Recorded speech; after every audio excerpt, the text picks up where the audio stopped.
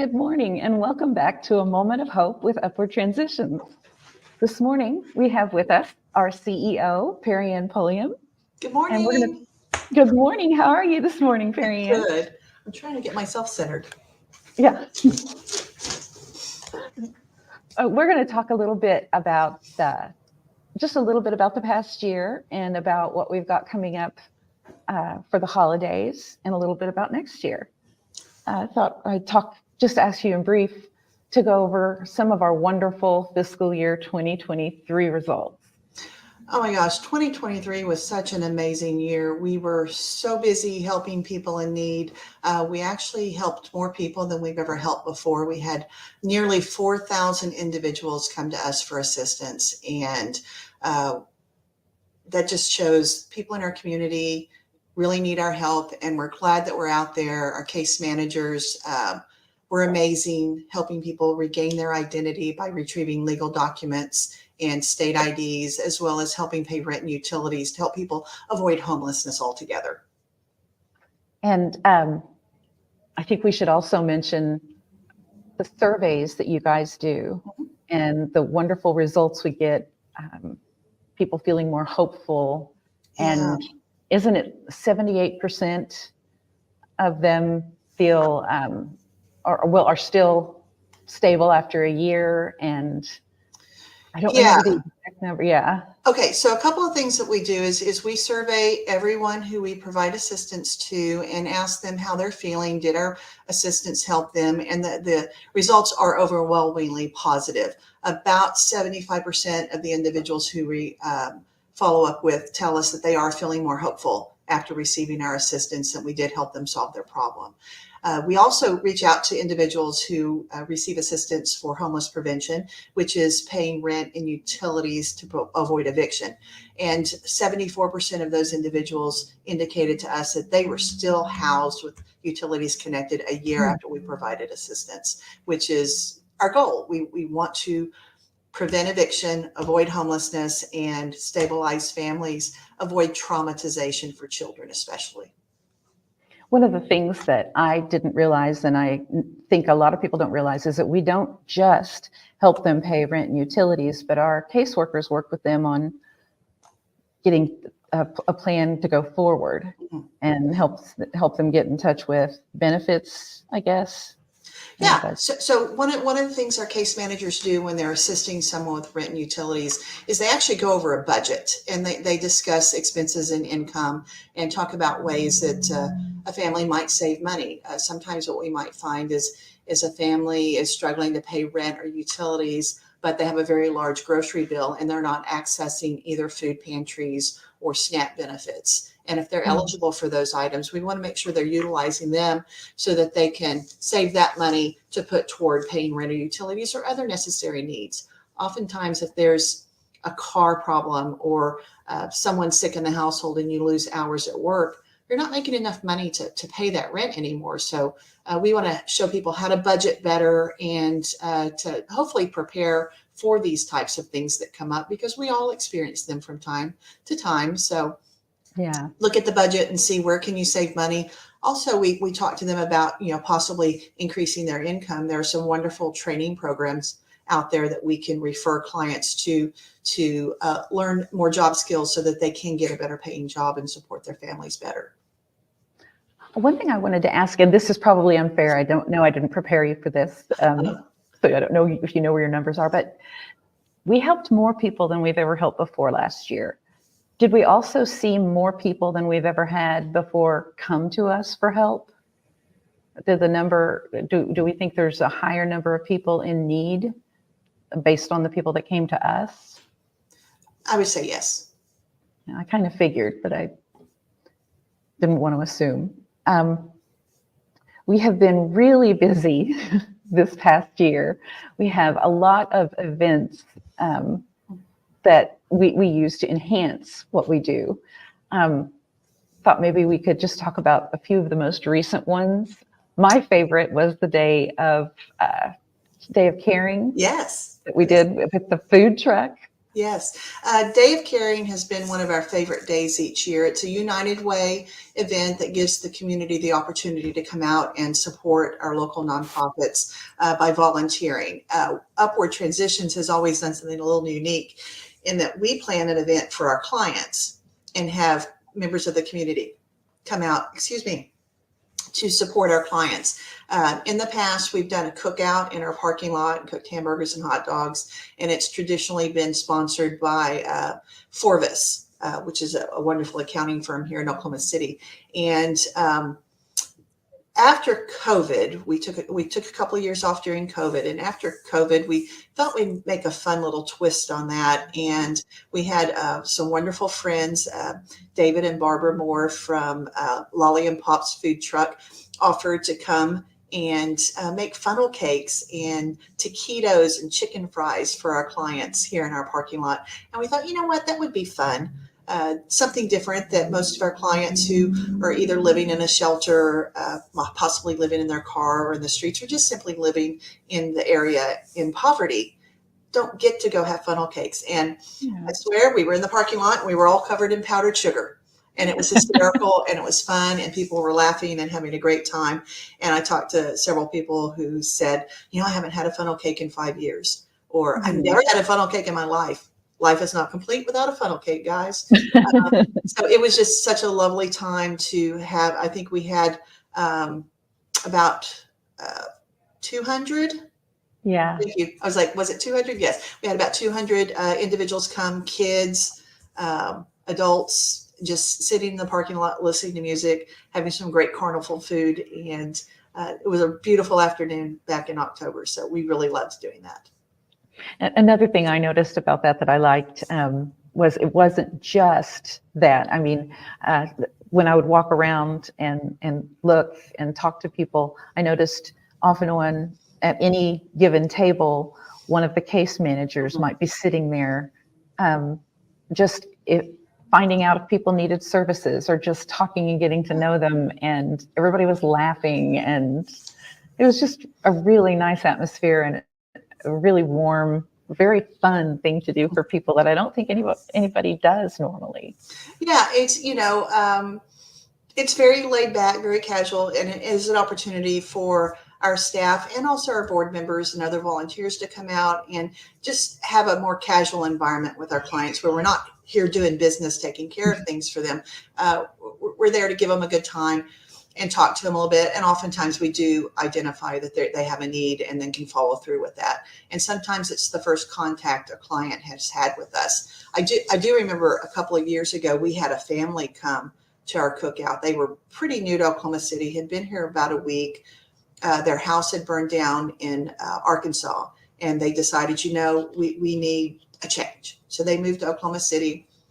We're in a homeless situation, and someone told them about our cookout. They came, and a case manager sat and visited with them and immediately identified the services they needed in our community and connected them with the things that we could do in other agencies. So sometimes people don't know where to go for help, and this opens the door for those types of things. Yeah, because people might not call, in different places or get online to look for help or not know what to do. But if somebody's got a food truck and free food, I'm showing up. For sure. I also love I call it eating pizza for charity. Celebrity Wait Night at Hideaway Pizza. Hideaway Pizza has been amazing to us over the years, but this is a fun event. Again, we took a break during COVID, but once a year, usually in July or August, before school's back in session, we'll have an event at Hideaway Pizza where former athletes from OU, OSU, sometimes it's TV or radio personalities. We've also done first responders, but they will volunteer to come wait tables with our guests and serve pizza and drinks and talk about upward transitions. Again, it's a great opportunity for board members and staff members and volunteers to go around and meet the community and tell them about the important work that we do. We get a lot of new connections through that. And then it's also a fun time to have our donors come out and meet with them in a casual environment and eat pizza for charity. And the goal is that the people who come and eat will make a nice tip to Upward Transitions or their celebrity waiter to raise funds. And then Hideaway Pizza also donates a portion of everyone's tab to us. And so it's a really fun event that I enjoy eating pizza. I thought it was so fun. There are little nuances that you don't expect if you've never done this before. And watching a sports legend from OU wait tables, and an OSU sports legend is at the table, and the ribbing they give each other, and the small crowd that leans in. I don't know what you're talking about. They're all so nice to each other. They had the best time picking on each other and stuff. We do have a couple that come and volunteer for us year after year, and they are funny and they are competitive. Even at my age, they are competitive, and it's a lot of fun. It's just a rare opportunity to get to be part of that and be entertained without expecting to be entertained in that way, I guess. But I love that event. Yeah, it's one of my favorites also. They're all my favorites. Oh yeah, they're good events. Every time I'm kind of walking through this blind to a degree. Everything's new to me, but eventually I think we'll come back around by the middle of next year, and I will be old hat at this. But right now we're preparing for our calendar of sharing. Yes. And maybe you can tell us a little bit about how that works. Yeah, we've been doing calendar of sharing, I think 5 years now. And the idea is throughout the year, we have clients who come to us who don't have basic needs filled. I mean, warm socks, new underwear, gloves, hats, food to eat and things. So we started putting together this calendar of sharing from December 1st through December 21st, where it's a great thing for schools or families or book clubs, businesses to get together to help fill our pantry for our clients. Mm-hmm. So what we do is we put this calendar together, and each day we ask our participants to take that item and put it in a box. And I'm going to hold up my box because I got my box here. Here's my box. It doesn't have to be a box. You can put it in a sack. You can put it in a plastic bag, paper bag. Canvas bags are great. Our clients love to have bags to carry things around in. And put it in the box. And then on December 22nd, we like them to then bring everything to Upward Transitions between 8 a.m. and 2:30 and drop it off. And then we will utilize those items to provide comfort to our clients throughout the year. And I'm going to give you some examples. In my magic box over here, I have a hat, help people keep warm. I have some delicious peanut butter crackers and toasted crackers for snacks because people love snacks. Have some good little gloves as well. So we're just asking people to make this a fun event, interactive. I think it's a great opportunity to teach children that there may be some basic things they have in life that other people don't. Most items are not expensive items. We don't expect people to spend thousands of dollars on these boxes, but it does help fill our pantry and allow us to provide these comfort items to our clients throughout the entire winter season. If you're stuck outside right now, it's not bad today, but it's going to get bad. We do have great shelters, but sometimes people, aren't comfortable going to those, or they're not there during the daytime. So we just want to make sure that they have comforts that they need during this time. Yeah, something as little as a pair of gloves or a hat, we take for granted. You don't even think about the fact that you couldn't just go get a cheap pair at like the dollar store or something. These people can't do that. Right. So this is wonderful. It also sounds like a lot of fun. My family and I are going to participate. Great. We're going to put together a box, and we're going to watch the calendar on sock day. We're all going to put some socks in, and It is, and we've had families come deliver the boxes together, and the kids. I think it's just a great learning opportunity for children to give back and the parents and the kids enjoy doing that together. Coworkers have enjoyed doing it together. So hopefully people will engage with this again this year and have fun doing it. And if the 22nd doesn't work for you, feel free to bring them earlier. We'll take the donations any time. But calendar of sharing starts Friday.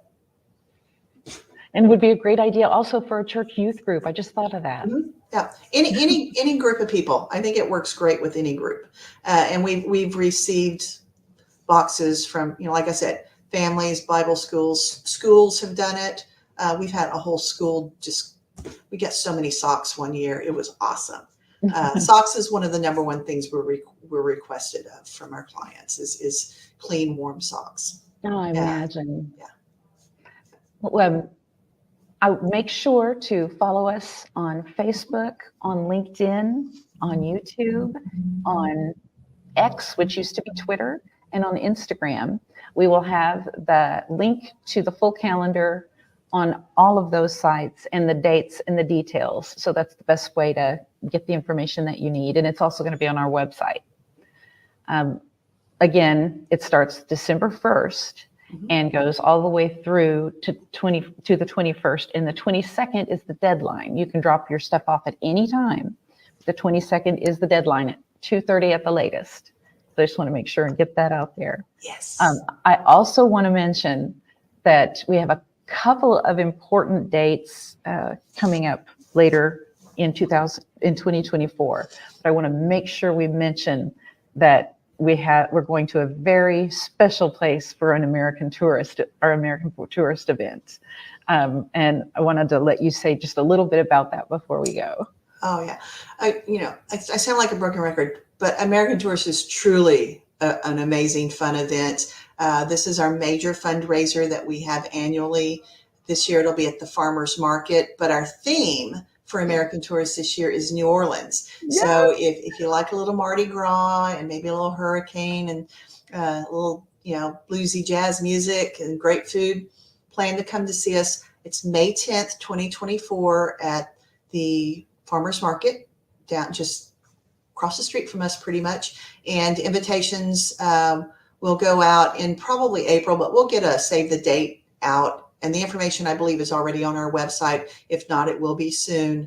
But it is an amazing event. We sold out last year, so I'm going to say get your sponsorships, get your tickets early, because we don't want anyone to miss out on this wonderful opportunity to support Upward Transitions and our mission to serve our clients living in poverty. Thank you for your time, Perry Ann. I know how busy you are, and I love it when you come and talk to us and share everything that's going on with Upward Transitions. Well, thank you so much. We will see everybody again next week, and counting down to the holidays, we'll get a little more festive each time, and hopefully you'll enjoy that. Wonderful. Thank you, Kana. Thank you for having me, and everybody have a wonderful holiday season. Merry whatever you celebrate.